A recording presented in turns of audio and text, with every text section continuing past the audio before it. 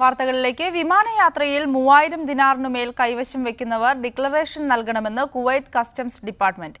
കുവൈത്തിലേക്ക് വരുന്നവർക്കും കുവൈത്തിൽ വിമാനമിറങ്ങുന്നവർക്കും നിയമം ബാധകമാണ്. അപരിചിതർ നൽകുന്ന പാഴ്സലുകൾ സ്വീകരിക്കരുതെന്നും കസ്റ്റംസ് അധികൃതർ നിർദ്ദേശിച്ചു.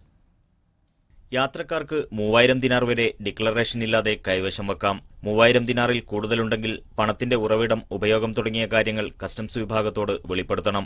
ഇത്തരത്തിൽ കസ്റ്റംസ് ഡിക്ലറേഷൻ നൽകി കൈവശം വെക്കാവുന്ന പണത്തിന് പരിധി നിശ്ചയിച്ചിട്ടില്ല.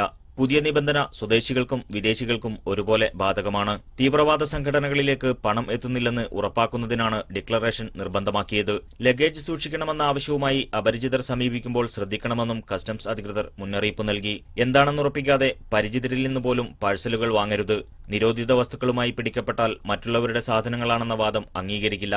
വിമാനയാത്രയിൽ നിരോധിച്ചിട്ടുള്ള വസ്തുക്കളെക്കുറിച്ച് കസ്റ്റംസ് വകുപ്പിന്റെ customs.gov.kw എന്ന വെബ്സൈറ്റിൽ വിശദീകരിച്ചിട്ടുണ്ടെന്നും കുവൈത്ത് കസ്റ്റംസിലെ പബ്ലിക് റിലേഷൻ വിഭാഗം അറിയിച്ചു. Media 1 Kuwait city.